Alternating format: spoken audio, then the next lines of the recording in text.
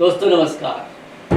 आज न्यूज़ प्रवर्तक 24 के स्टूडियो में मौजूद हैं हमारे साथ एक एक्सपर्ट लोगों की टीम किसके लिए, जो 10वीं पास कर चुके हैं लेकिन कैरियर में उसमें नहीं जा सके, ढूंढ नहीं पाए, डिसीजन नहीं ले पाए, या फिर जो 10वीं पास करने जा रहे हैं उसके बाद उनको कैरियर चुनना है। कैरियर से पहले उनको चुनना है कि सब्जेक्ट, तो उसकी चर्चा के लिए, उस पर आपकी गाइडेंस के लिए हमारे साथ विशेष मेहमान के रूप में मौजूद हैं। सबसे पहले इंट्रोडक्शन देंगे हम सुचेता पहूजा। 34 साल का एक्सपीरियंस है इनका पढ़ाने का, और बतौर प्रिंसिपल रिटायर हुए ये government senior secondary school Mardapur से, जो अब स्कूल ऑफ एमिनेंस है। कॉमर्स के इनकी एक्सपर्टीज़ है, ये है एमकॉम, बीएड और एमएड। तो सबसे पहले चर्चा करेंगे इनसे आपके गाइडेंस के लिए कि कॉमर्स में क्या सबसे एक चीज़ है कि कॉमर्स में सब्जेक्ट में कहीं ऑप्शन होती है, इस चीज़ को देखेंगे। दूसरी बात, क्या क्या स्टडीज़ की ऑप्शन अवेलेबल हैं और क्या क्या कैरियर ऑप्शंस अवेलेबल हैं। जी नमस्कार दर्शकों, साथियों, आजकल बच्चे 10th एग्ज़ाम दे चुके हैं और अब आने वाले समय में वो किस स्ट्रीम में जाएं, ये चर्चा है। उनके फैमिलीज में भी चर्चा हो रही है, वो अपने अध्यापकों के साथ भी डिस्कस कर रहे हैं। बच्चों, हमारी न्यू एजुकेशन पॉलिसी 2020 में तो बहुत सारी ऑप्शंस आगे कैरियर से रिलेटेड दी गई हैं, परंतु यदि हम प्रैक्टिकल रूप में देखें तो वही ट्रेडिशनल जो ब्रांचेस हैं, हमारी स्ट्रीम्स हैं, वही ही चल रही हैं।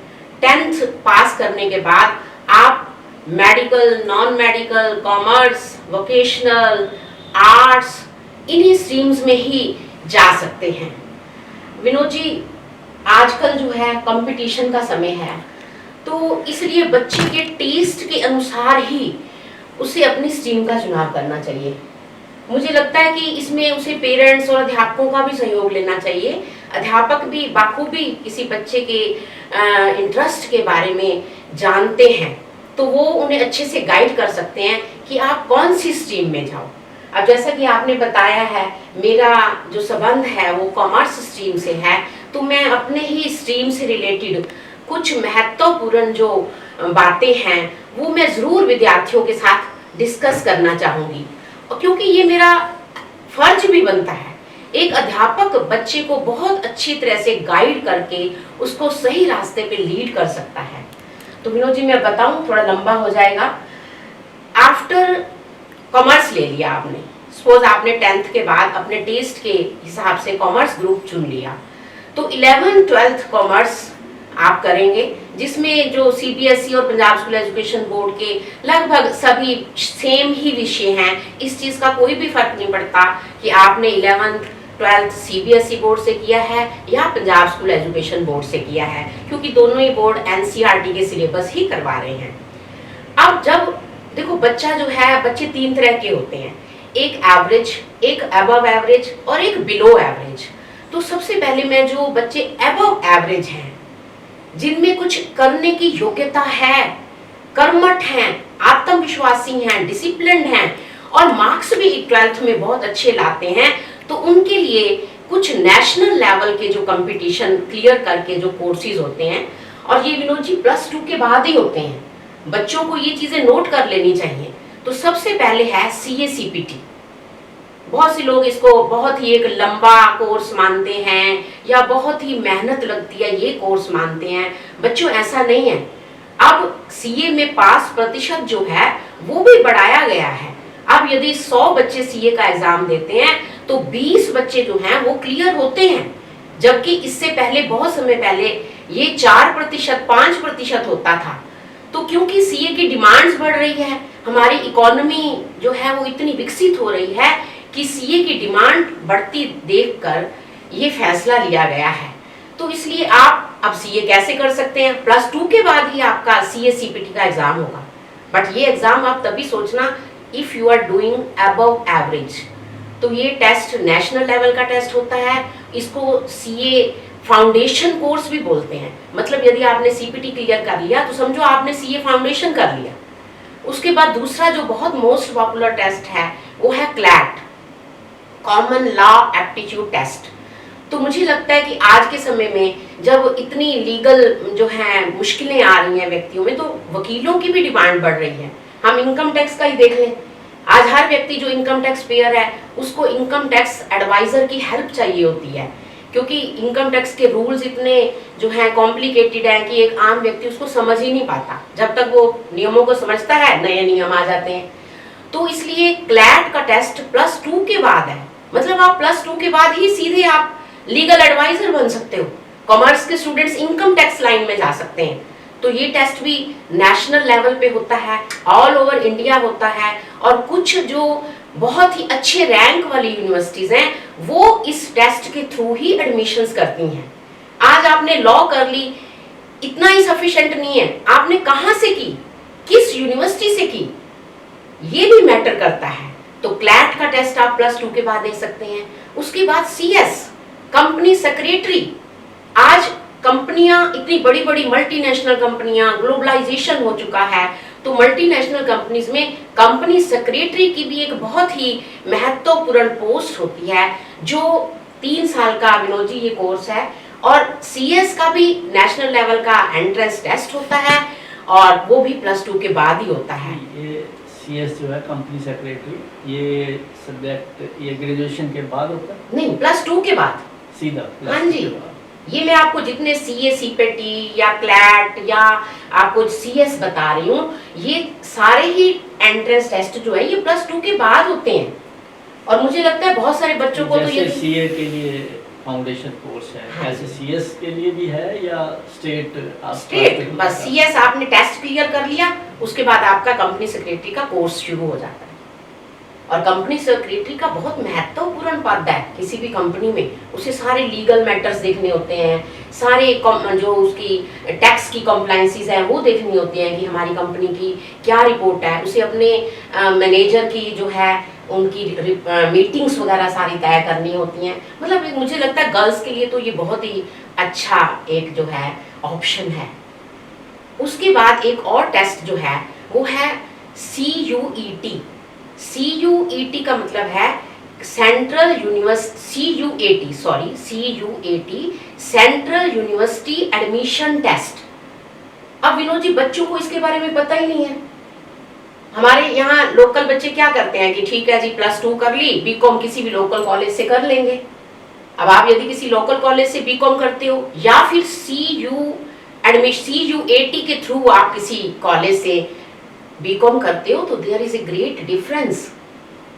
तो ये सेंट्रल यूनिवर्सिटी एडमिशन टेस्ट, तो ये भी एक +2 के बाद ही टेस्ट होता है, और इसमें हमारे देश की गिनी चुनी मानी हुई जो यूनिवर्सिटीज हैं वो अटैच्ड हैं इसके साथ। ये ग्रेजुएशन लेवल के लिए है? हाँ जी, अंडर ग्रेजुएट, हाँ ग्रेजुएशन लेवल के +2 के बाद ग्रेजुएशन में जिनको जाना है उनके लिए है। BCom में जाना है, BBA में जाना है, BCA में जाना है। मतलब ये प्रेस्टिजियस कॉलेजेस का एक ग्रुप है जो इस यूनिवर्सिटी टेस्ट से जुड़ा हुआ है।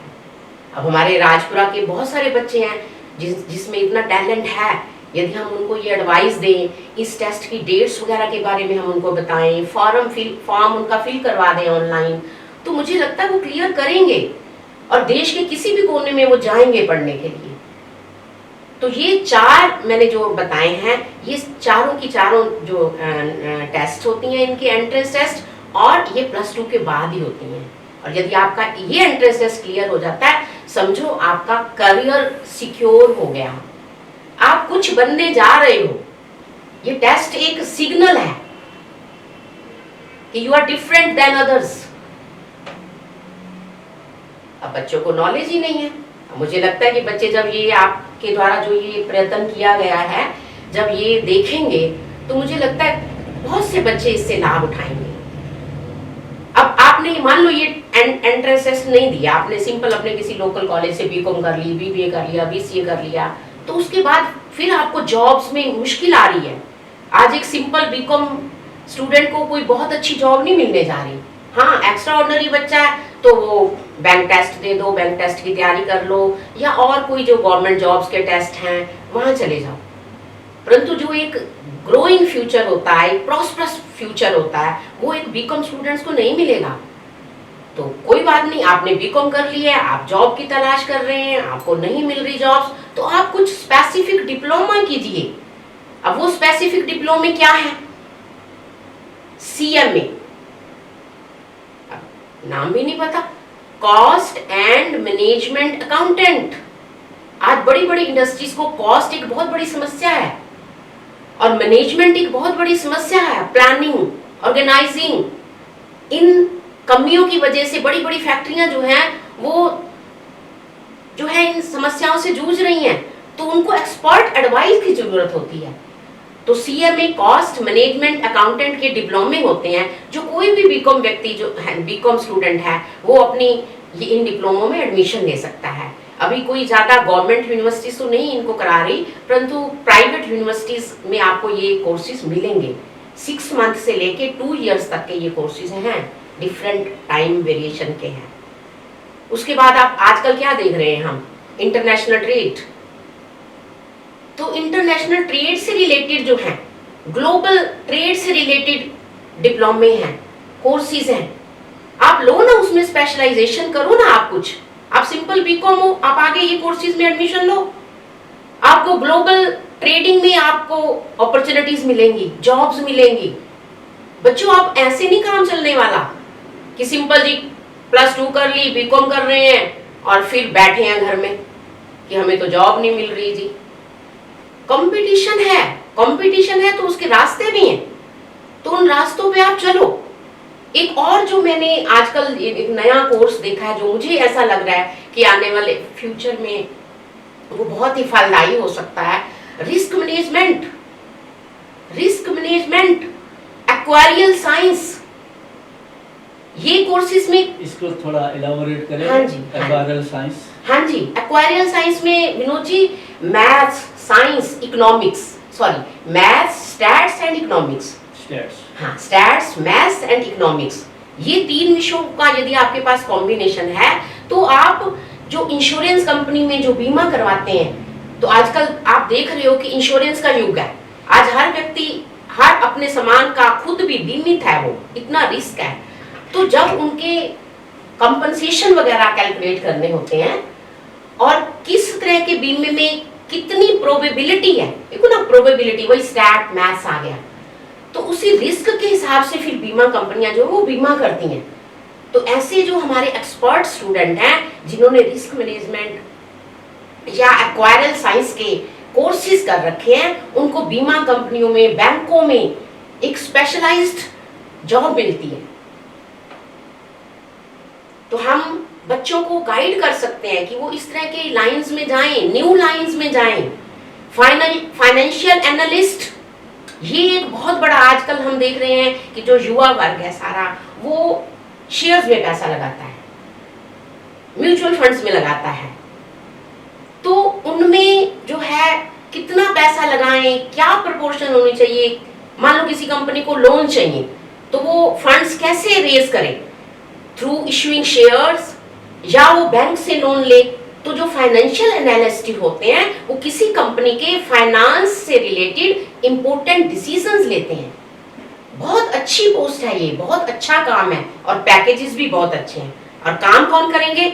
जो बीकॉम करके उसके बाद इस तरह से रिलेटेड कोर्स किए हैं। इसके लिए वो भी था CFA, हाँ जी, चार्टर्ड फाइनेंशियल एनालिस्ट। हाँ जी, पंजाब यूनिवर्सिटी में वो 2 साल का डिग्री कोर्स था। बिल्कुल ठीक कह रहे हो। इसका फुल फॉर्म CFA है, चार्टर्ड फाइनेंशियल एनालिस्ट। ये तो आप विनोद जी, आप देखिए ना, एक आम इंसान को भी, मान लो मेरे पास कुछ 4 पैसे हैं, मेरी सेविंग है, मुझे वो इन्वेस्ट करना है, तो मुझे खुद, क्योंकि इतनी ऑप्शंस है, मुझे खुद समझ नहीं आ रहा मैं कैसे करूं, तो मुझे भी इन्वेस्टमेंट एनालिस्ट से, फाइनेंशियल एनालिस्ट से कुछ गाइडेंस की जरूरत पड़ती है। तो मुझे यदि अपने थोड़े से फंड को इन्वेस्ट या यूज करने के लिए गाइडेंस की जरूरत पड़ती है, बिना गाइडेंस के मैं नहीं कर पा रही, या फिर वही रटा रटाया बैंक में पड़ा हुआ है आपका, बैंक की मर्जी है जी आपके रेट कम कर दे तो ठीक है जी। तो हम उससे ग्रो यदि हमने करना है पैसे को, तो इन्वेस्टमेंट एनालिस्ट, फाइनेंशियल एनालिस्ट, ये कोर्सेज हैं। इवन बच्चों की नॉलेज में ही नहीं है, कौन सी यूनिवर्सिटियां कराती हैं, ये सब उनका पूरा, आप यदि नेट से देखें तो ये सारी चीजें बच्चों को भी देखने को मिल जाएंगी। परंतु बच्चों के साथ हम डिस्कस तो करें ना। आज मैं बहुत खुश हुई जब आपने मुझे इस संबंधी न्योता दिया कि हम इस तरह का, मैं चाहता हूं कि बच्चों के करियर से रिलेटेड हम कुछ जो है डिस्कशन करें। तो मुझे लगा कि शुक्र है कि किसी ने बच्चों के साथ ये बात करनी वाजिब तो समझी, नहीं तो बच्चे तो अंधेरे में घूम रहे हैं। देखो हमारे यहाँ एवरेज फैमिली के बच्चे हैं जिनको घर से कोई जानकारी नहीं मिलती, तो उनको जानकारी कौन देगा? या तो अध्यापक देंगे या इस तरह के जो हमारे डिस्कशन है वहां से उनको जानकारी मिलेगी। तो मुझे लगता है कि +2 के बाद क्या क्या कर सकते हैं। एक इम्पोर्टेंट एरिया आपने छोड़ दिया, दैट्स MBA। विनोद जी देखो, MBA ये सब ट्रेडिशनल काफी समय से चल रहे हैं। आज की डेट स्टिल इन डिमांड। हाँ, स्टिल इन डिमांड है, बच्चे कर रहे हैं। बीकॉम के बाद आप MBA आपने कैसे की? यदि आपने कैट के टेस्ट के थ्रू की है, आपने जो है IIM से की है, IIM से की है, तो फिर तो वो तो लोग बच्चे घर ही नहीं आते। IIM MBA करने गए, वहीं से ही कंपनियां उनकी प्लेसमेंट करके ले जाती हैं। परंतु यदि आप सिर्फ बीकॉम कर ली और घर के पास ही कोई कॉलेज है, वहां भी MBA है, उसको 6ठी 7वीं क्लास समझ के यदि आप वहां से MBA कर लेते हो, तो वो आपसे फीसें तो IIM से भी ज्यादा ले लेते हैं, परंतु प्लेसमेंट में उनकी कोई गारंटी नहीं होती। और ये कोर्सेज थोड़े महंगे भी हैं। MBA जैसे ये कोर्स है, ये थोड़े महंगे भी हैं, इसमें फीस भी बहुत ज़्यादा लगती है। बट देन आल्सो बच्चे कर रहे हैं, ऐसी कोई बात नहीं है, बच्चे कर रहे हैं। परंतु मेरा आज ये उद्देश्य था कि जो हमारी ट्रेडिशनल रवायतें हैं, जो ये चीज़ें बच्चों को पता है, उसके अलावा कुछ नए कोर्सेज इंट्रोड्यूस जो हुए हैं उनके बारे में बच्चों को जागरूक करें। बस हिम्मत की ज़रूरत है। हिम्मत बनी रहे ना तो रास्ते अपने आप ही तुम्हें इंतजार करते हुए मिलेंगे, सफलता इंतजार करते हुए मिलेगी। शुक्रिया सुचेता जी, बहुत उम्दा जानकारी स्टूडेंट्स के लिए जो 10th पास करने जा रहे हैं। 10वीं के एग्ज़ाम के बाद काफ़ी हेक्टिक शेड्यूल के बाद आप थोड़ा मस्ती में होंगे, तो थोड़ी सी शाम हम आपकी मस्ती की चुरा लेंगे, वो भी आपके लिए, तो शायद आपको बुरा ना लगे। अब हमारे साथ हैं ज्योत्सना डेमला। ये स्कॉलर में केमिस्ट्री पढ़ाते हैं, 5 साल का इनका तजुर्बा है, 2019 से पढ़ा रहे हैं। ये MSc B.Ed है। आपको जानकर एक आश्चर्य होगा, ये सुपर साइंस पढ़ के आए हैं, महाराष्ट्र बॉम्बे से है। सुपर साइंस का मतलब है कि बायो, केमिस्ट्री, फिजिक्स, मैथ और languages 2, English plus international language, तो ये सब पढ़े हुए हैं। जब हमने इनसे चर्चा की आपको नॉन मेडिकल के लिए गाइडेंस देनी है, काउंसलिंग देनी है, तो उन्होंने कहा कि आपको मेडिकल के लिए भी ढूंढने की ज़रूरत नहीं है, वो ये भी करेंगे। तब हमें पता चला कि महाराष्ट्र में ये चीज़ है बोर्ड के अंदर। तो ज्योत्सना, आप जो ये बताएंगे कि सब्जेक्ट कम्बिनेशन कैसे कैसे होता है और कैरियर ऑप्शंस जो जैसे मेडिकल लाइन में बहुत एक वाइड एरिया खुल गया है, तो उसके बारे में आपको जानकारी देनी है। सभी को मेरा नमस्ते। क्योंकि मैं साइंस बैकग्राउंड से हूँ, तो कुछ भी गाइडेंस स्टार्ट करने से पहले या अवेयरनेस स्टार्ट करने से पहले मैं अपना एक पर्सनल ओपिनियन देना चाहूँगी कि कई बार ऐसा होता है कि बच्चे साइंस सिर्फ इसलिए रहते हैं क्योंकि पेरेंटल प्रेशर बहुत ज़्यादा है। हम कितने भी एडवांस क्यों ना हो जाए, बट आज भी सोसाइटी में क्रीम जो स्ट्रीम मानी जाती है वो नॉन मेडिकल और मेडिकल को ही मानी जाती है। आप किसी भी फैमिली में जाएंगे तो वो बहुत प्राइड से बोलते हैं कि हमारा बच्चा नॉन मेडिकल या मेडिकल कर रहा है। तो एक मेरा पर्सनल ओपिनियन जो मैं शेयर करना चाहूँगी वो ये है कि आप साइंस को सिर्फ तब सिलेक्ट करना जब आप बहुत ही क्यूरियस नेचर के हैं। क्यूरियस मतलब कि आपको चीज़ें जानने का, अंदर तक जानने का बहुत ज़्यादा शौक है, आपको डीप नॉलेज गेन करने का बहुत ज़्यादा इंटरेस्ट है, सिर्फ तभी आप साइंस लें। क्योंकि साइंस में, क्योंकि मैं एक साइंस की स्टूडेंट हूँ, तो मुझे पता है कि साइंस में आपका बहुत ही हाई लेवल का डेडिकेशन, डिवोशन, पेशेंस, कई बार आप न्यूमेरिकल सॉल्व कर रहे हैं तो आपसे आंसर नहीं निकलेंगे, केमिकल रिएक्शंस बैलेंस करना, बायोलॉजिकल डायग्राम्स याद करना, इन सब चीज़ों में बहुत एक्सट्रीम लेवल का पेशेंस और परसिवरेंस चाहिए। जिस पॉइंट पे आपकी हिम्मत हार जाती है, आप तुरंत सोचते हैं कि चलो हम स्ट्रीम बदल लेते हैं। तो ये मेरा पर्सनल ओपिनियन है कि मैं जब आपको साइंस के कोर्सेज़ के बारे में गाइडेंस करूँगी, weather it is medical, non medical, engineering, कुछ भी है, चाहे वो B Pharm है, D Pharm है, या एनडीए है, तो साइंस की टॉप मोस्ट रिक्वायरमेंट है पेशेंस और परसिवरेंस। आपको बहुत हाई लेवल का पेशेंस रखना है। You have to be extremely hard working and devoting. Subject की रिक्वायरमेंट ही है हार्ड वर्क एंड पेशेंस। तो मैं आपके साथ डिस्कस करूंगी पहले मेडिकल की स्ट्रीम। जैसे कि आपने अगर +1 और +2 मेडिकल से आपने क्लियर कर ली, अगर आपको किसी भी मेडिकल कोर्सेज में जाना है, मेडिकल की 2 स्ट्रीम्स है, pure medical and paramedical sciences. अगर आपको प्योर मेडिकल में जाना है, जैसे कि हम सबको पता है कि ये डॉक्टर MBBS है। MBBS का फुल फॉर्म है bachelor of medicine and bachelor of surgery. उसके आगे जाके MD होता है। तो बेसिकली मैं ये कहना चाह रही थी कि मेडिकल का कोई भी कोर्स परस्यू करने से पहले +2 के बाद आपको एक नेशनल एंट्रेंस और एग्ज़ाम देना होता है, विच इज़ नीट। उसका फुल फॉर्म है नेशनल एलिजिबिलिटी एंट्रेंस टेस्ट। ये जो टेस्ट है ये बच्चा +2 मेडिकल करने के बाद ही दे सकता है। 720 मार्क्स का ये टेस्ट है और इसमें मिनिमम रिक्वायरमेंट होती है to get into top most colleges is 650 to 720। I will repeat, जो एंट्रेंस एग्जाम है वो है NEET, national eligibility and entrance test. This is mainly to qualify for MBBS या कोई भी प्योर मेडिकल की स्ट्रीम अगर आपको आगे परस्यू करनी है तो, और अच्छे कॉलेजेस में जाना है तो मिनिमम रिक्वायरमेंट आपकी होनी चाहिए 650 मार्क्स की। Main focus should be on bio with equal emphasis on physics and chemistry. But क्योंकि आप मेडिसिन परस्यू करना चाहते हैं तो आपकी बायो बहुत ज़्यादा स्ट्रॉन्ग होनी चाहिए।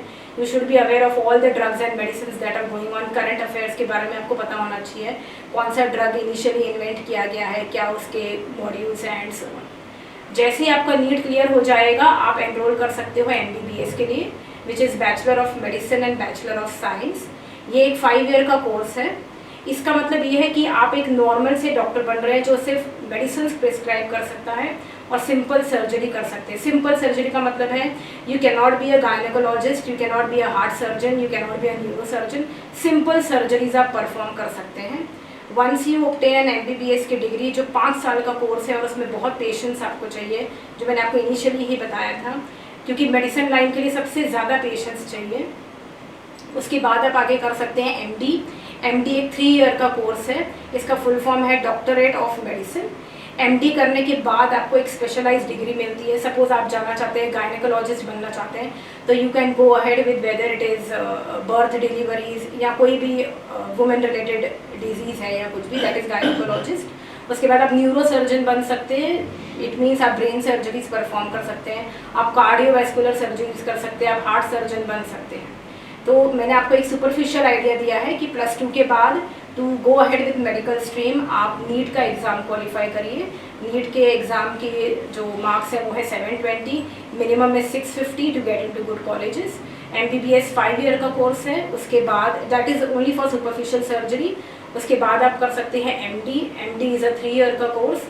उसमें आप स्पेशलाइजेशन कर सकते हैं, whether it is you are basically a doctorate of medicine, तो आप सर्जरीज कर सकते हैं वहाँ पे। और MBBS के अलावा भी और बहुत सारे स्ट्रीम्स आजकल अपकमिंग फील्ड में हैं।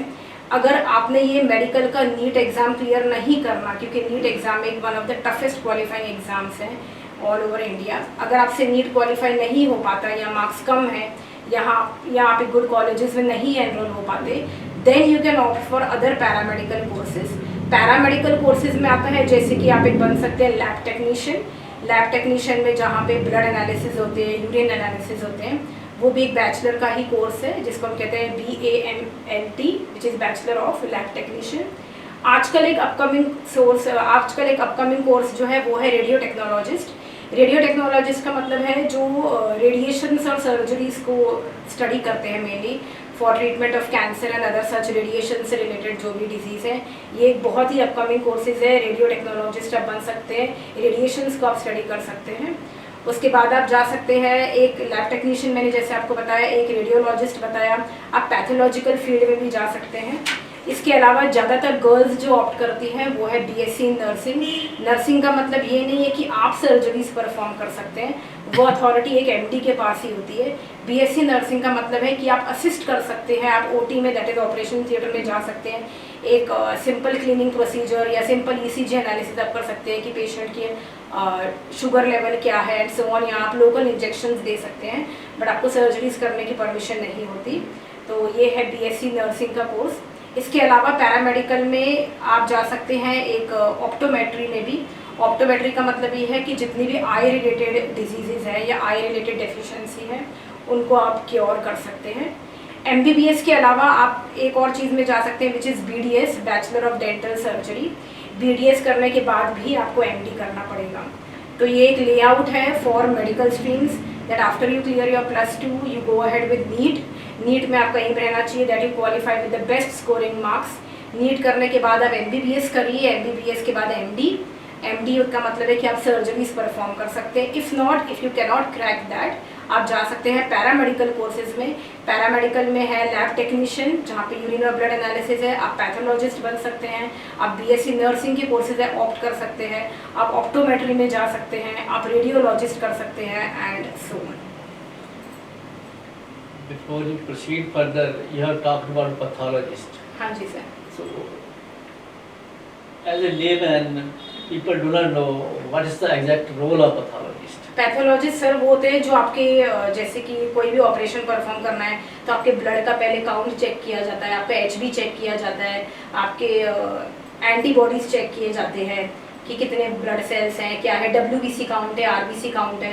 तो वो सब एक पैथोलॉजिस्ट सर ब्लड को इंजेक्ट करके ब्लड लेके वो एनालाइज करेगा कि हीमोग्लोबिन लेवल क्या है, ब्लड लेवल क्या है, शुगर क्या है, बॉडी में कितना, जैसे कि सर यूरिन इन्फेक्शन होता है गर्ल्स में कॉमन, तो infection are due to pus cells, तो वो पस सेल्स का काउंट क्या है, कितना है, डॉक्टर सिर्फ आपकी रिपोर्ट चेक करेगा, बट वो रिपोर्ट बनाने वाले को एक पैथोलॉजिस्ट कहा जाता है जो आपके ब्लड और यूरिन सैंपल को एनालाइज करता है। नॉर्म्स फिक्स हैं सर्जरी के लिए, हाँ जी सर, वो उनको देखना है। हाँ जी सर, हाँ जी, जो रेंज प्रिस्क्राइब है वो रेंज निकाल के लेट डाउन जो भी है। हाँ जी सर। तो वो जो पैथोलॉजिस्ट है वो पढ़ाई करने के बाद अपना खुद का भी एक पैथोलॉजिकल लैब सेटअप कर सकते हैं या कोलैबोरेशन कर सकते हैं वो एक हॉस्पिटल के साथ जो मल्टीनेशनल हॉस्पिटल है या मल्टी स्पेशलिस्ट हॉस्पिटल है, तो वहाँ पे उनके साथ टाई अप कर सकते हैं। They can open up their own labs also. तब नॉन मेडिकल? हाँ जी, वेल सर नॉन मेडिकल तो जनरली कहा जाता है ट्रेडिशनल फैमिलीज़ में कि नॉन मेडिकल तो सिर्फ बॉयज़ की ही स्ट्रीम है, बट ऐसा नहीं है। नॉन मेडिकल में भी अगर मैं बोलना चाहूँ तो सर टाइम कम पड़ जाएगा, बट नॉन मेडिकल में बहुत ज़्यादा फील्ड्स हैं। फर्स्ट इज़ जो हम सबको ही कहते हैं कि आप कंप्यूटर साइंस ले लो, दैट इज़ CSE, जिसको हम बोलते हैं computer science and engineering. Computer science and engineering भी एक 4 ईयर का मॉड्यूल है। अच्छा, इंजीनियरिंग के कोर्सेज के लिए एनरोल करने के पहले जैसे मेडिकल में नीट होता है वैसे ही इंजीनियरिंग के लिए कोर्सेज में एनरोल करने के पहले इट्स ऑलवेज एडवाइजेबल कि आप +2 के बाद 2 एग्जाम्स क्वालिफाई करें। वन इज़ JEE, JEE का फुल फॉर्म है जॉइंट एंट्रेंस एग्जाम। अब JEE के 2 स्टेप्स हैं, 2 लेवल्स हैं। एक है JEE mains, only if you qualify JEE mains you are eligible for JEE advance. आप JEE एडवांस नहीं दे सकते अगर आपने JEE मेंस क्वालिफाई नहीं किया तो। इट इज़ अराउंड 300 मार्क्स का पेपर है, 100 marks each, physics, chemistry and maths. एक बार आपका JEE मेंस क्वालिफाई हो गया तो you go ahead with JEE advance. JEE advance हम बच्चों को इसलिए प्रिस्क्राइब करते हैं so that they can get into the best NITs, that is national institute of technology. और ये कहा है कि अगर एडवांस में नहीं जाना चाहते तो नहीं सर, अगर इंजीनियरिंग में जाना है तो इट इज मैंडेटरी कि वो JEE के 2 लेवल्स क्वालिफाई करें। ये JEE के 2 लेवल्स हैं, mains as well as advance. आप एडवांस के लिए क्वालिफाई ही नहीं हो अगर आपका मेंस क्लियर नहीं है। अगर हमारे बच्चों का मेंस का स्कोर बहुत कम है तो वो एडवांस के लिए एलिजिबल ही नहीं है। तो एडवांस का एलिजिबिलिटी क्राइटेरिया है कि आप JEE मेंस क्वालिफाई करें। और आई विल ऑलवेज एडवाइस कि अगर आप नॉन मेडिकल बैकग्राउंड में जा रहे हैं तो आप ज़रूर दें JEE मेंस के एग्ज़ाम्स, क्योंकि टॉप मोस्ट IITs और एक जो बिरला इंस्टीट्यूट ऑफ टेक्नोलॉजी है वो सारे इंस्टीट्यूट्स हर चेक करते हैं कि JEE मेंस का स्कोर क्या है। As compare to NEET, JEE के सिर्फ एक ही डिसएडवांटेज है कि JEE मेंस में नेगेटिव मार्किंग है। They give you +4 for correct option and they will deduce 1 mark for incorrect option. तो बच्चों के JEE मेंस के स्कोर कम आने का कारण सिर्फ यही होता है कि वहाँ पे नेगेटिव मार्किंग है। नीट में नेगेटिव मार्किंग नहीं है। It is for JEE mains it is +4 for correct option and -1 for incorrect option. Where as compare to NEET, जैसे नीट में 720 मार्क्स है तो JEE मेंस में 300 मार्क्स है। जैसे ही आपका JEE एडवांस क्वालिफाई हो जाएगा तो you can enrol into the best NITs and best IITs, that is Indian institute of technology. और जैसे ही आपका JEE एडवांस क्लियर हो जाएगा आप इंजीनियरिंग के वेरियस फील्ड्स में जा सकते हैं। इंजीनियरिंग की फील्ड्स का तो कोई लिस्ट ही नहीं है, because you can get into computer science. Computer science से आप में इंटरेस्ट नहीं है तो यू कैन गेट इनटू। मैं एक और बात क्लियर करना चाहूँगी, difference between BE and BTech। अगर आपको बहुत ही थियोरेटिकल नॉलेज जानने का इंटरेस्ट है, कि आपको थियोरीज में इंटरेस्ट है, डिस्कवरीज में इंटरेस्ट है और पेपर वर्क में ज़्यादा इंटरेस्ट है, फॉर्मुलेशंस में ज़्यादा इंटरेस्ट है, तो you can go ahead with BE which is bachelor of engineering. लेकिन अगर आपने अपने पढ़े हुए थियोरम्स, लॉज और प्रिंसिपल्स को रियल लाइफ में एग्जीक्यूट करना है या रियल लाइफ में अप्लाई करके देखना है कि ये डायमेंशंस कहाँ यूज़ होते हैं, ये फॉर्मूला हम रियल लाइफ में कहाँ यूज़ कर सकते हैं, then you should go ahead with BTech। BTech का फुल फॉर्म है बैचलर ऑफ टेक्नोलॉजी। तो दो चीज़ों का बहुत फ़र्क है। बच्चों को लगता है कि BE BTech एक ही है, बट ऐसा नहीं होता। When you are more of a theoretical person, आपको अप्लाइड साइंस में इतना इंटरेस्ट नहीं है, you are less of a technology person, तो you go ahead with BE। And if you are more of a technology based person then you go ahead with BTech। BE में आप software की भी पढ़ाई कर सकते हो, हार्डवेयर की भी पढ़ाई कर सकते हो, और BTech में भी बहुत सारे फील्ड्स हैं। इसके अलावा आपके पास सिविल इंजीनियरिंग है, पेट्रोलियम इंजीनियरिंग है, ऑयल इंजीनियरिंग है, माइनिंग इंजीनियरिंग है, एरोडायनेमिक इंजीनियरिंग है, थर्मोडायनेमिक इंजीनियरिंग है। एरोडायनेमिक जैसे वर्ड से ये मैं समझ रहा है it is more about space craft ships and जब आप स्पेस के बारे में कुछ पढ़ना चाहते हो या आप एरोप्लेन्स की कंस्ट्रक्शन के बारे में, मशीन्स की वर्किंग के बारे में, that is aeronautical engineering. Civil engineering एक बहुत ही ट्रेडिशनल इंजीनियरिंग है। सिविल इंजीनियरिंग का मतलब है जब आप बिल्डिंग्स के लेआउट में, and you are more of architecture based person, कि आपको शेप्स और डायमेंशंस एनालाइज करने हैं बिल्डिंग के कि कैसा लेआउट होना चाहिए। पेट्रोलियम इंजीनियरिंग इज जब आप कोल और माइनिंग में ज़्यादा इंटरेस्ट रखते हो कि क्या कोल प्रोडक्ट्स है, क्या माइनिंग प्रोडक्ट्स है, और आप बेटर सब्सटीट्यूट्स लाना चाहते हो। एक और अपकमिंग फील्ड जो मुझे लगता है आगे के टाइम में जाकर होगी is environmental engineering, because environment के रिलेटेड प्रॉब्लम्स बहुत हैं, whether it is air pollution, weather it is water pollution, कि COD कितना है, BOD कितना है पानी के अंदर, survival of aquatic species is becoming difficult. तो मुझे लगता है कि upcoming field will be environmental engineering. एक आजकल जो बहुत ज़्यादा डिमांड में चल रही है इट इज़ आर्टिफिशियल इंटेलिजेंस। कई बच्चों ने रील्स भी देखे होंगे कि आर्टिफिशियल इंटेलिजेंस क्या है। वो मॉर्फिंग जो होती है या क्रॉपिंग जो होती है, that is basically artificial intelligence. इसके अलावा एक और जो बहुत प्रेस्टिजियस कोर्स है जो आई थिंक बच्चे को ज़रूर सोचना चाहिए is NDA which is national defence academics. तो NDA में जैसे हमें पता है कि whether you can go ahead with army और you can go ahead with naval, that is army, naval and aircraft, आप उसमें भी आगे जा सकता है। ये सारे मेथड्स, ये सारे स्ट्रीम्स के अलावा जो एक हमारा एक लास्ट ऑप्शन है, लास्ट तो मैं नहीं बोलूँगी एक्चुअली, वो सबसे बेसिक और सबसे फाउंडेशनल ऑप्शन है, वो है बिकमिंग अ टीचर। टीचर तो ही सारे फाउंडेशंस को ले डाउन करता है। तो if not into paramedical, if not into medical, if not into engineering, आप जा सकते हो NDA में। If not into NDA also you can go ahead with teaching also. Teaching में भी it is like you can go ahead with D.Ed or you can go ahead with M.Ed, and then you can go ahead with M.Ed and then make a difference in the world. तो ये आपने सुना माफ कीजिए ज्योत्सना से medical non medical के बारे में। दोस्तों ये सही है कि पेरेंट्स, बच्चे ये सोचते हैं कि अगर मेडिकल चुन लिया या नॉन मेडिकल चुन लिया तो वो सबसे उम्दा है, क्रीम है, जैसे ज्योत्सना ने कहा। लेकिन आप ये देखेंगे कि अभी कुछ सालों में पिछले लोगों ने आर्ट्स लेके इन दो ट्रेडिशनल उनसे हट के जो कैरियर भी चुना है, चाहे वो आर्ट्स से है, कंप्यूटराइजेशन से है, ऐसे कितने ही ऑप्शंस हैं, तो वो बैरियर तोड़े हैं उन्होंने।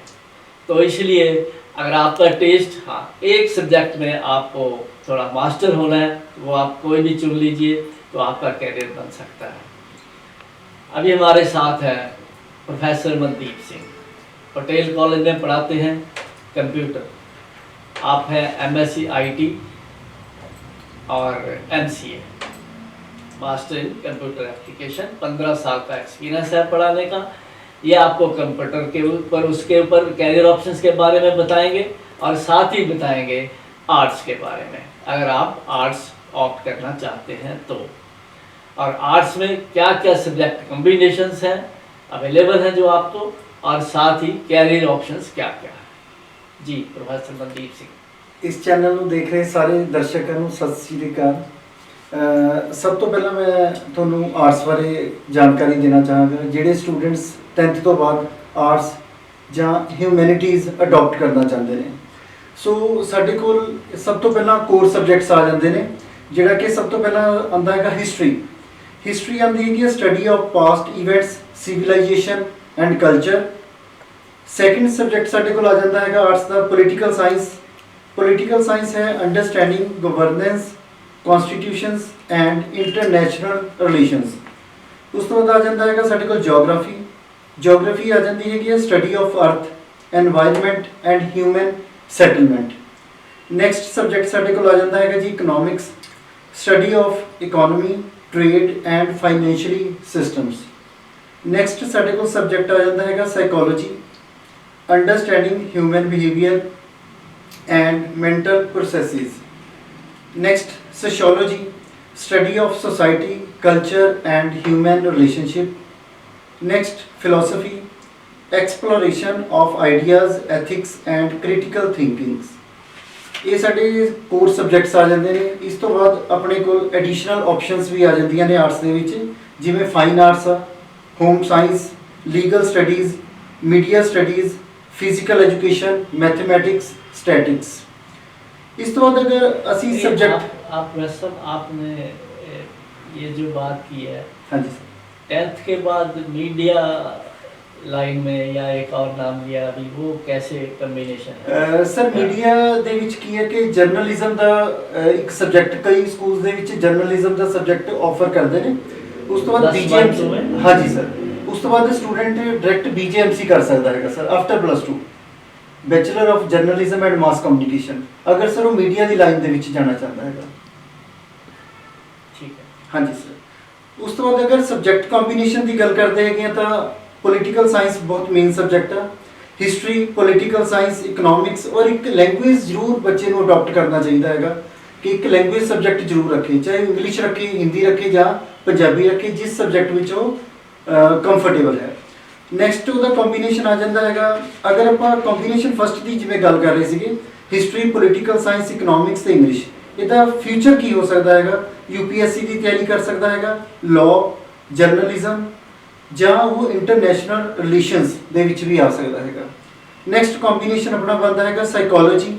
ਸਾਈਕੋਲੋਜੀ ਦੇ ਨਾਲ ਉਸ ਦਾ ਬਣਦਾ ਹੈਗਾ ਸੋਸ਼ੀਓਲੋਜੀ ਪਲੱਸ ਪੋਲੀਟੀਕਲ ਸਾਇੰਸ ਤੇ ਇੱਕ ਉਹਦਾ ਲੈਂਗੁਏਜ ਸਬਜੈਕਟ ਰਹੇਗਾ ਦੈਟ ਇਜ਼ ਇੰਗਲਿਸ਼, ਹਿੰਦੀ ਔਰ ਪੰਜਾਬੀ। ਇਸ ਨਾਲ ਉਹਦਾ ਫਿਊਚਰ ਕੀ ਬਣ ਸਕਦਾ ਹੈਗਾ ਕਿ ਉਹ ਸਾਈਕੋਲੋਜੀ ਲਾਈਨ 'ਚ ਜਾ ਸਕਦਾ ਹੈਗਾ, ਸੋਸ਼ਲ ਵਰਕ ਕਰ ਸਕਦਾ ਹੈਗਾ, HR ਡਿਪਾਰਟਮੈਂਟ 'ਚ ਜਾ ਸਕਦਾ ਹੈਗਾ, ਜਾਂ ਉਹ ਕਾਉਂਸਲਿੰਗ, ਕਰੀਅਰ ਕਾਉਂਸਲਿੰਗ ਤੇ ਵੀ ਆਪਣਾ ਫੋਕਸ ਕਰ ਸਕਦਾ ਹੈਗਾ। ਨੈਕਸਟ ਕੰਬੀਨੇਸ਼ਨ ਉਸ ਕੋਲ ਆਉਂਦਾ ਹੈਗਾ history, geography, economics, political science ਜਾਂ ਇੱਕ ਲੈਂਗੁਏਜ ਤਾਂ ਰੱਖਣੀ ਹੁੰਦੀ ਹੈਗੀ ਹੈ। ਇਸ ਵਿੱਚ ਉਹ ਸਿਵਲ ਸਰਵਿਸਿਜ਼ ਦੀ ਤਿਆਰੀ ਕਰ ਸਕਦਾ ਹੈਗਾ, urban planning and government jobs ਲਈ ਵੀ ਜਾ ਸਕਦਾ ਹੈਗਾ। ਨੈਕਸਟ ਉਹਦਾ ਕੰਬੀਨੇਸ਼ਨ ਬਣਦਾ ਹੈਗਾ ਇਕਨੋਮਿਕਸ, ਮੈਥਮੈਟਿਕਸ, ਹਿਸਟਰੀ ਜਾਂ ਜਿਓਗ੍ਰਾਫੀ ਔਰ ਪੋਲੀਟੀਕਲ ਸਾਇੰਸ। ਇਸ ਤੋਂ ਬਾਅਦ ਉਹ ਬੈਂਕਿੰਗ ਤਿਆਰੀ ਕਰ ਸਕਦਾ ਹੈਗਾ, ਫਾਈਨਾਂਸ, डाटा एनालाइज कर सकता है एंड बिजनेस मैनेजमेंट। नैक्सट उसका एक कॉम्बीनेशन बहुत अच्छा बनता है अगर वो लीगल स्टडीज़ करता, लीगल स्टडीज़ के नाल उन्होंने पोलीटिकल पढ़नी पेगी, सोशियोलॉजी का कॉम्बीनेशन रख सकता है। इस तो बाद लॉ के जुडिशरी या पब्लिक पॉलिसी के जा सकता है। ये वो आर्ट्स के सबजैक्ट्स के कॉम्बीनेशन है। पर मोस्टली जो असी लोकल सराउंडिंग एरिया के जो सबजैक्ट्स असी देखते हैं कि नॉर्मल हिस्टरी, पोलीटिकल, इकनॉमिक्स ਜਾਂ ਤਕਰੀਬਨ ਇਹ ਸਬਜੈਕਟ ਚੱਲਦੇ ਹੈਗੇ ਆ। ਸਰ ਆਪਾਂ ਇੱਕ ਗੱਲ ਡਿਸਕਸ ਕਰਨਾ ਚਾਹੁੰਦਾ ਸੀਗਾ ਕਿ ਜੋ ਇੱਕ ਦਿੱਕਤ ਵੀ ਹੈ ਕਿ ਜਿੰਨੇ ਵੀ CBSE ਜਾਂ ਪੰਜਾਬ ਸਕੂਲ ਬੋਰਡ ਦੇ ਸਕੂਲ ਚੱਲ ਰਹੇ ਨੇ ਇਹਨਾਂ ਵਿੱਚ ਕੰਪਿਊਟਰ ਸਬਜੈਕਟ ਨੂੰ ਖਾਸ ਨਹੀਂ ਮੰਨਿਆ ਜਾਂਦਾ। ਜਿਹੜਾ ਇੱਕ ਕੰਪਿਊਟਰ ਸਬਜੈਕਟ ਆ ਉਹ ਮਾਈਨਰ ਪੜਾਇਆ ਜਾਂਦਾ ਹੈਗਾ। ਜਿਵੇਂ ਹੁਣ ਅਸੀਂ ਦੇਖਦੇ ਹੈਗੇ ਆ ਕਿ ਜਿਵੇਂ ਵੀਕ ਦੇ ਵਿੱਚ ਜ਼ਿਆਦਾ ਸਾਇੰਸ ਤੇ ਸਟ੍ਰੈਸ ਦਿੱਤਾ ਜਾਂਦਾ ਹੈਗਾ, ਮੈਥਮੈਟਿਕਸ ਤੇ ਸਟ੍ਰੈਸ ਦਿੱਤਾ ਜਾਂਦਾ ਹੈਗਾ, पर कंप्यूटर ते सिर्फ 2 ਲੈਕਚਰ ਹੁੰਦੇ ਨੇ, 2 ਪੀਰੀਅਡ ਹੁੰਦੇ ਨੇ ਸਕੂਲ ਦੇ ਵਿੱਚ। ਹਾਂਜੀ ਸਰ, ਪਰ ਵੀਕ ਉਹ 2 ਪੀਰੀਅਡ ਕਰਕੇ ਸਰ ਬੱਚਾ ਕੰਪਿਊਟਰ ਨਹੀਂ ਕਰ ਪਾਉਂਦਾ। ਅਗਰ sir for example 40 the class ਆ ਤਾਂ ਅਗਰ ਲੈਬ ਹੈਗੀ ਆ 40 ਦੀ ਲੈਬ ਹੈਗੀ ਆ 40 PC ਦੀ, ਤਾਂ ਉਸ 'ਚੋਂ ਸਰ ਵਰਕਿੰਗ 20 ਜਾਂ 25 ਨੇ। ਪਰ ਗਵਰਨਮੈਂਟ ਸਕੂਲਸ ਦੇ ਵਿੱਚ ਤਾਂ ਸਰ ਬਹੁਤ ਜ਼ਿਆਦਾ ਪ੍ਰੋਬਲਮ ਆ ਰਹੀ ਹੈ ਕਿ ਉਸ ਦੇ ਵਿੱਚ 10 to 15 PC ਵਰਕਿੰਗ ਹੁੰਦੇ ਆ। ਇਸ ਕਰਕੇ ਸਰ ਅਗਰ 2 ਉਹਦੇ ਵੀਕ ਦੇ ਵਿੱਚ ਲੈਕਚਰ ਆ ਰਹੇ ਆ ਤਾਂ ਸਰ ਉਹ ਕੰਪਿਊਟਰ ਕੰਫਰਟੇਬਲ ਹੋ ਕੇ ਨਹੀਂ ਕਰ ਪਾਏਗਾ। ਇੱਕ PC ਤੇ ਅਗਰ 3 ਜਾਂ 4 ਸਟੂਡੈਂਟਸ ਬੈਠੇ ਆ ਤਾਂ ਸਰ ਪ੍ਰੈਕਟੀਕਲ ਕਿਸ ਤਰ੍ਹਾਂ ਕਰੇਗਾ? उसका कारण क्या आप एनालिसिस करते हो? उसका कारण सर ਇੱਕ ਤਾਂ ਗਵਰਨਮੈਂਟ ਸਕੂਲ ਦੇ ਵਿੱਚ ਤਾਂ ਸਰ ਹੈ ਨਹੀਂ, ਰਿਪੇਅਰ ਵਗੈਰਾ ਨਹੀਂ ਹੈ। ਅਗਰ ਕੰਪਿਊਟਰ ਖਰਾਬ ਹੋ ਰਿਹਾ ਤਾਂ ਉਹਦਾ ਨਹੀਂ ਐਨਾਲਿਸਿਸ ਕੀਤਾ ਜਾ ਰਿਹਾ। ਔਰ ਅਗਰ ਪ੍ਰਾਈਵੇਟ ਸਕੂਲਸ ਦੀ ਗੱਲ ਕਰਦੇ ਆ, CBSE ਸਕੂਲਸ ਦੀ ਗੱਲ ਕਰਦੇ ਆ ਤਾਂ ਇਸ ਨੂੰ ਸਰ ਕੋਰ ਸਬਜੈਕਟ ਨਹੀਂ ਮੰਨਿਆ ਜਾਂਦਾ ਹੈਗਾ। ਮਤਲਬ ਮੇਰਾ ਇੱਕ ਸੁਜੈਸ਼ਨ ਵੀ ਹੈ ਕਿ ਇਸ ਨੂੰ ਵੀ ਜਿਸ ਤਰ੍ਹਾਂ ਸਾਇੰਸ ਮੈਥਮੈਟਿਕਸ SST ਸਬਜੈਕਟ ਪੜ੍ਹਾਏ ਜਾਂਦੇ ਆ, ਉਸ ਤਰ੍ਹਾਂ ਇੱਕ ਕੰਪਿਊਟਰ ਵੀ ਕੰਪਲਸਰੀ ਸਬਜੈਕਟ ਹੋਣਾ ਚਾਹੀਦਾ। ਬਟ ਅਗਰ ਗ੍ਰੈਜੂਏਸ਼ਨ ਲੈਵਲ ਤੇ ਆਉਂਦੇ ਆ ਤਾਂ ਉਸ ਵਿੱਚ ਕੰਪਿਊਟਰ ਸਬਜੈਕਟ ਮੇਨ ਆ ਜਾਂਦਾ। ਸਰ ਜਿਵੇਂ ਹੁਣ ਅਸੀਂ BCA ਨੂੰ ਟੀਚ ਕਰ ਰਹੇ ਹੈਗੇ ਆ, ਤਾਂ ਉਸ ਟਾਈਮ ਅਗਰ ਅਸੀਂ ਸਰ ਸਟਾਰਟਿੰਗ ਦੇ ਵਿੱਚ ਬੱਚਿਆਂ ਨੂੰ C ਲੈਂਗੁਏਜ ਆ ਜਾਂਦੀ ਹੈ। ਸਰ C ਲੈਂਗੁਏਜ ਬੱਚੇ ਨਹੀਂ ਕਰ ਪਾਉਂਦੇ, ਕਿਉਂ ਨਹੀਂ ਕਰ ਪਾਉਂਦੇ ਹੈਗੇ ਸਰ? ਕਿਉਂਕਿ ਉਹਨਾਂ ਨੂੰ ਬੇਸਿਕ ਕੰਪਿਊਟਰ ਤੋਂ ਜ਼ਿਆਦਾ ਕੁਝ ਸਿਖਾਇਆ ਹੀ ਨਹੀਂ ਜਾਂਦਾ ਹੈਗਾ। ਸਰ ਬੇਸਿਕ ਦੇ ਵਿੱਚ ਵੀ ਉਹਨਾਂ ਨੂੰ ਵਰਡ ਐਕਸਲ ਦੀ ਵੀ ਪੂਰੀ ਪ੍ਰੋਪਰ ਨੌਲੇਜ ਨਹੀਂ ਹੁੰਦੀ ਹੈਗੀ। ਸੋ ਸਰ ਸਟਾਰਟਿੰਗ ਦੇ ਵਿੱਚ ਅਗਰ C ਲੈਂਗੁਏਜ ਕਰਾਣੀ ਹੈ ਤਾਂ ਉਹਦੇ ਤੇ ਸਾਨੂੰ ਬਹੁਤ ਜ਼ਿਆਦਾ ਸਟ੍ਰੈਸ ਦੇਣਾ ਪੈਂਦਾ ਹੈਗਾ। ਪਰ ਲਾਈਨ ਬਹੁਤ ਅੱਛੀ ਹੈ ਸਰ, ਕਿਉਂਕਿ ਕੰਪਿਊਟਰ ਇੱਕ ਖਾਸ ਸਬਜੈਕਟ ਹੈ ਸਰ। ਕਿਉਂਕਿ ਜਿੰਨੇ ਵੀ ਆਫਿਸਿਸ ਨੇ, ਗਵਰਨਮੈਂਟ ਆਫਿਸਿਸ ਨੇ, ਪ੍ਰਾਈਵੇਟ ਆ, ਹਰ ਜਗ੍ਹਾ ਕੰਪਿਊਟਰ ਦੀ ਡਿਮਾਂਡ ਹੈਗੀ ਹੈ ਸਰ। ਹੁਣ ਸਰ ਆਉਣ ਵਾਲਾ ਟਾਈਮ ਇੱਕ ਐਸਾ ਹੈਗਾ, ਕੰਪਿਊਟਰ ਯੁੱਗ ਆ ਰਿਹਾ ਹੈਗਾ। ਸੋ ਅਗਰ ਸਰ ਬੱਚਾ ਕੋਡਿੰਗ ਕੰਪਿਊਟਰ ਦਾ ਪ੍ਰੈਕਟੀਕਲ ਕਰੇਗਾ, ਲੈਂਗੁਏਜ ਤੇ ਫੋਕਸ ਕਰੇਗਾ ਜਾਂ ਕੋਡਿੰਗ ਸਿੱਖੇਗਾ, ਤਾਂ ਹੀ ਉਹਦਾ ਫਿਊਚਰ ਬ੍ਰਾਈਟ ਅਸੀਂ ਮੰਨ ਸਕਦੇ ਹਾਂ आप सर। तीनों बड़े एक्सपीरियंस्ड लर्नड टीचर हो, Right, sir। क्या आप ये नहीं समझते कि अभी तक हम अपनी एजुकेशन पॉलिसी के साथ एक्सपेरिमेंट ही कर रहे हैं? हाँ जी सर, बिल्कुल सर मानते हैं इस कदम कि हजे तक एक्सपेरिमेंट ही चल रहे हैं आपसे सर। रिलेटेड ये एक बात है आर्टिफिशियल इंटेलिजेंस। हाँ जी सर। केरला एक ऐसा स्टेट है जिसने स्कूल लेवल से कंपलसरी सब्जेक्ट, राइट सर। बाकी कोई स्टेट ने अभी तक नहीं किया। Right sir. सिर्फ अनाउंसमेंट्स हैं, पंजाब में भी हुई है। हाँ जी सर। सर साढ़े सिलेबस भी जो है अपडेट नहीं हो रहे हैं सर। एक लैंग्वेज सी पहला विजुअल बेसिक सर, ਅਸੀਂ ਗ੍ਰੈਜੂਏਸ਼ਨ ਦੇ ਫਾਈਨਲ ਈਅਰ ਤੱਕ ਸਿਰਫ ਵਿਜ਼ੂਅਲ ਬੇਸਿਕ ਹੀ ਪੜ੍ਹਾ ਰਹੇ ਸੀਗੇ। ਉਸ ਤੋਂ ਬਾਅਦ ਸਰ ਹੌਲੀ ਹੌਲੀ ਡਿਵੈਲਪਮੈਂਟ ਹੁੰਦੇ ਹੁੰਦੇ ਸਰ ਉਹਨੂੰ ASP.NET ਤੇ ਆਏ ਹਾਂ। ਹੁਣ ਸਰ ਜਾ ਕੇ ਲਾਸਟ ਈਅਰ ਤੋਂ BCA ਫਾਈਨਲ ਤੱਕ ਪਾਈਥਨ ਤੇ ਪਹੁੰਚੇ ਹਾਂ ਸਰ। ਅਸੀਂ ਪਾਈਥਨ ਲੈਂਗੁਏਜ ਤੇ ਪਹੁੰਚੇ ਹੈਗੇ ਹਾਂ। ਬਟ ਮਤਲਬ ਇਹ ਬਹੁਤ ਡਿਲੇ ਹੈ ਸਰ, ਕਿਉਂਕਿ ਜੋ ਮਾਰਕੀਟ ਦੇ ਵਿੱਚ ਡਿਮਾਂਡ ਹੈਗੀ ਆ ਸਰ ਬਹੁਤ ਐਡਵਾਂਸ ਲੈਂਗੁਏਜਿਸ ਦੀ ਹੈ ਸਰ। ਸੋ ਇਸ ਕਰਕੇ ਅਗਰ ਅਸੀਂ ਬਿਲਕੁਲ ਬੇਸਿਕ ਲੈਂਗੁਏਜਿਸ ਹੀ ਕਰਦੇ ਰਹੇ ਹਾਂ ਤਾਂ ਉੱਥੇ ਦਿੱਕਤ ਆ ਸਰ। वहाँ कंप्यूटर उसके लेक्चरर हो, हाँ जी सर। आप इसमें क्या कंट्रीब्यूट कर सकते हो? इस अपने मैनेजमेंट को कैसे कन्विंस कर सकते हो? ਸਰ ਅਸੀਂ ਸਕੂਲ ਲੈਵਲ ਤੋਂ ਹੀ ਕਹਿਣਾ ਚਾਹੁੰਦੇ ਹਾਂ ਕਿ ਸਕੂਲ ਲੈਵਲ ਤੋਂ ਡੇਲੀ ਲੈਕਚਰ ਹੋਣਾ ਚਾਹੀਦਾ ਇਸ ਤਰ੍ਹਾਂ। मैनेजमेंट कॉमन है ना स्कूल की और ਹਾਂਜੀ ਸਰ। ਸਰ ਇਹਦਾ ਡੇਲੀ 6 ਜਿਵੇਂ 6 ਡੇਜ਼ ਹੁੰਦੇ ਆ ਵੀਕ ਦੇ, ਤਾਂ ਸਰ ਉਹਦੇ ਵਿੱਚ ਡੇਲੀ ਪੀਰੀਅਡ ਹੋਣਾ ਚਾਹੀਦਾ ਕੰਪਿਊਟਰ ਦਾ। ਉਹਦੇ ਵਿੱਚ ਕੁਝ ਲੈਂਗੁਏਜਿਸ ਚਲੋ ਜ਼ਿਆਦਾ ਐਡਵਾਂਸ ਨਹੀਂ ਕਹਿੰਦੇ, ਪਰ ਬੇਸਿਕ ਲੈਂਗੁਏਜਿਸ ਤਾਂ ਹੋਣੀਆਂ ਚਾਹੀਦੀਆਂ ਨੇ, ਜਿਵੇਂ C++ ਹੋ ਗਈ, ਜਾਵਾ ਹੋ ਗਈ। ਜ਼ਿਆਦਾ ਐਡਵਾਂਸ ਨਹੀਂ, ਬੇਸਿਕ ਹੋਏ ਤਾਂ ਕਿ ਅੱਗੇ ਬੱਚਾ ਜਾ ਕੇ ਸਾਡੇ ਕੋਲ ਕਾਲਜ ਦੇ ਵਿੱਚ ਆ ਰਿਹਾ ਹੈਗਾ, ਗ੍ਰੈਜੂਏਸ਼ਨ ਲੈਵਲ ਤੇ ਆ ਰਿਹਾ ਹੈਗਾ, ਤਾਂ ਉਹ ਗ੍ਰੈਜੂਏਸ਼ਨ ਲੈਵਲ ਤੇ ਉਸ ਨੂੰ ਜ਼ਿਆਦਾ ਅੰਡਰਸਟੂਡ ਕਰ ਸਕੇ। ਕਿਉਂਕਿ ਸਰ ਅਸੀਂ ਉਹਨਾਂ ਨੂੰ ਐਡਵਾਂਸ ਲੈਵਲ ਤੇ ਕਰਾਉਣਾ ਚਾਹੁੰਦੇ ਹਾਂ, ਪਰ ਅਗਰ ਸਟੂਡੈਂਟਸ ਨੂੰ ਬੇਸਿਕ ਕਲੀਅਰ ਨਹੀਂ ਹੈ ਤਾਂ ਉੱਥੇ ਥੋੜੀ ਜਿਹੀ ਦਿੱਕਤ ਹੈ ਸਰ। ਸਰ ਮੈਂ ਇੱਥੇ ਇੱਕ ਗੱਲ ਤੁਹਾਨੂੰ ਦੱਸਣਾ ਚਾਹਾਂਗੀ। ਹਾਂਜੀ। ਤੁਸੀਂ ਕਿਹਾ ਨਾ ਕਿ ਸਰਕਾਰੀ ਸਕੂਲਾਂ ਦੇ ਬੱਚੇ, ਹਾਂਜੀ ਸਰ। ਕਿਉਂਕਿ ਮੈਂ ਵੀ ਸਰਕਾਰੀ ਸਕੂਲ 'ਚ ਮੇਰੀ ਕਾਫੀ ਟਾਈਮ ਨੌਕਰੀ ਵੀ ਰਹੀ ਹੈ ਔਰ ਐਜ਼ ਅ ਪ੍ਰਿੰਸੀਪਲ ਮੈਂ ਰਿਟਾਇਰ ਹੋਈ ਹਾਂ। Right, sir। ਤਾਂ ਸਰਕਾਰੀ ਸਕੂਲਾਂ ਦੇ ਵਿੱਚ ਪੂਰੀ ਕੰਪਿਊਟਰ ਲੈਬਸ ਜਿਹੜੀਆਂ ਪੂਰੀ ਵੈਲ ਮੇਨਟੇਨਡ ਹੈ। ਤੁਸੀਂ ਕਦੇ ਜਾ ਕੇ ਵਿਜ਼ਿਟ ਕਰਕੇ ਦੇਖੋ ਉਹਨਾਂ ਦਾ। ਹਾਂਜੀ। ਔਰ ਉਸ ਤੋਂ ਇਲਾਵਾ ਤੁਹਾਡੇ ਪਟੇਲ ਕਾਲਜ ਵਿੱਚ ਹੀ ਜਿਹੜਾ ਹੈ IT ਫੇਅਰ ਲਗਵਾਏ ਜਾਂਦੇ ਸੀ। ਹਾਂਜੀ। ਮੈਨੂੰ ਮੇਰੇ ਮਰਦਾਪੁਰ ਸਕੂਲ ਦੇ ਬੱਚੇ ਇੱਥੇ ਆਉਂਦੇ ਸੀ, ਤਾਂ ਹਾਂਜੀ। ਜਿਸ ਤਰ੍ਹਾਂ ਦੀ ਤੁਸੀਂ ਬੇਸਿਕ C ਲੈਂਗੁਏਜ ਜਾਂ ਜਿਹੜਾ ਹੋਰ ਹਾਂਜੀ। ਤੁਸੀਂ ਕਹਿ ਰਹੇ ਹੋ, ਉਹ ਸਭ ਬੱਚੇ ਸਿੱਖੇ ਹੈ। ਹਾਂਜੀ। ਉੱਥੇ ਤਾਂ ਸਗੋਂ 6th onward ਮਤਲਬ ਲੈਬਸ ਹੀ ਜਾਂਦੇ ਆ ਬੱਚੇ। ਮਤਲਬ ਮੈਂ ਇਸ ਚੀਜ਼ ਨੂੰ ਉੱਤੇ ਬਿਲਕੁਲ ਐਗਰੀ ਨਹੀਂ ਆ ਕਿ ਸਰਕਾਰੀ ਸਕੂਲਾਂ ਦੇ ਬੱਚੇ ਜਿਹੜੇ ਨੇ ਉਹਨਾਂ ਨੂੰ ਕਿਉਰਿਓਸਿਟੀ ਵੀ ਹੁੰਦੀ ਹੈ। ਉਹ ਪੂਰਾ ਮੈਡਮ ਮੇਰਾ ਇਹ ਮੀਨਿੰਗ ਨਹੀਂ ਹੈ ਕਿ ਗਵਰਨਮੈਂਟ ਸਕੂਲ ਦੇ ਬੱਚੇ ਇੰਟੈਲੀਜੈਂਟ ਨਹੀਂ ਹੁੰਦੇ। ਈਵਨ ਸਾਡਾ ਜਿਹੜਾ ਸਟੂਡੈਂਟ ਲਾਸਟ ਈਅਰ ਟੌਪਰ ਰਿਹਾ, ਉਹ ਗਵਰਨਮੈਂਟ ਮਹਿੰਦਰਗੰਜ ਸਕੂਲ ਦਾ ਸਟੂਡੈਂਟ ਸਾਡਾ ਟੌਪਰ ਰਿਹਾ ਹੈ। ਨਹੀਂ, ਕੰਪਿਊਟਰ ਦੀ ਵੀ ਉਹਨਾਂ ਨੂੰ ਨੌਲੇਜ ਹੁੰਦੀ ਹੈ। ਹਾਂਜੀ। ਔਰ ਹੁਣ ਤਾਂ ਪੰਜਾਬ ਸਕੂਲ ਐਜੂਕੇਸ਼ਨ ਬੋਰਡ ਨੇ ਕੰਪਿਊਟਰ ਦੀ ਗ੍ਰੇਡਿੰਗ ਦੀ ਜਗ੍ਹਾ ਮਾਰਕਸ ਟੋਟਲ ਵਿੱਚ ਐਡ ਹੁੰਦੇ ਹਨ। ਮਤਲਬ ਤੁਹਾਡੇ ਵਾਲਾ ਕਨਸੈਪਟ ਮੈਂ ਸਮਝ ਗਈ ਹਾਂ। ਹਾਂਜੀ। ਇਸ ਦੀ ਤਿਆਰੀ ਉੱਪਰਲੇ ਲੈਵਲ ਤੇ ਟੌਪ ਲੈਵਲ ਤੇ ਚੱਲ ਰਹੀ ਹੈ ਕਿ ਹਾਂਜੀ। ਕੰਪਿਊਟਰ ਨੂੰ ਇੱਕ ਅਜਿਹਾ ਸਬਜੈਕਟ ਬਣਾਓ ਜਿਸ ਦੇ ਨਾਲ ਬੱਚੇ ਇਸ ਦੇ ਉੱਤੇ ਧਿਆਨ ਦੇਣ। ਹਾਂਜੀ। ਤਾਂ ਪਹਿਲਾਂ ਗ੍ਰੇਡ ਲੱਗਦੇ ਸੀ, ਹੁਣ ਮਾਰਕਸ ਲੱਗਦੇ ਹਨ। ਠੀਕ ਹੈ ਮੈਡਮ। ਹਾਂ, ਤੁਹਾਡੀ ਨੌਲੇਜ ਲਈ ਮੈਂ ਦੱਸ ਰਹੀ ਹਾਂ। ਹਾਂਜੀ। ਹੁਣ ਮਾਰਕਸ ਲੱਗਦੇ ਹਨ। ਕੰਪਿਊਟਰ ਇੱਕ ਜਿਹੜਾ ਹੈ ਮਤਲਬ ਇੰਪੋਰਟੈਂਟ ਵਿਸ਼ੇ ਦੇ ਰੂਪ ਵਿੱਚ ਜਿਹੜਾ ਹੈ ਲਿਆ ਜਾਂਦਾ ਹੈ। ਜੋ ਲਾਸਟ ਈਅਰ ਤੱਕ ਸੀ ਨਾ ਮੈਡਮ, ਸਾਡੇ ਕੋਲ ਸਰਟੀਫਿਕੇਟਸ ਆ ਰਹੇ ਸੀ ਸਟੂਡੈਂਟਸ ਦੇ, ਉਹਦੇ ਵਿੱਚ ਕੀ ਸੀਗਾ ਕਿ ਸਿਰਫ ਗ੍ਰੇਡਿੰਗ ਸੀਗਾ ਔਰ ਉਹ ਇੰਟਰਨਲ ਲੈਵਲ ਤੇ ਲਿਆ ਜਾਂਦਾ। ਨਹੀਂ, 10th ਤੱਕ ਹਾਂਜੀ। 10th तक के मार्क्स हैं। ਹਾਂਜੀ। 12th ਵਿੱਚ ग्रेडिंग है। ओके। हाँ जी। ठीक है। तो दोस्तों आज का ये प्रोग्राम काउंसलिंग का तीनों एक्सपर्ट टीचर की तरफ से, कॉमर्स से Shweta, Jyotsna medical non medical से और प्रोफेसर मनदीप आर्ट्स से आपके लिए था। उम्मीद है आपको अच्छा लगेगा, बेनिफिशियल रहेगा। आप तीनों का यहाँ हमारे स्टूडियो में आने के लिए बहुत बहुत धन्यवाद, शुक्रिया। Thank you ji.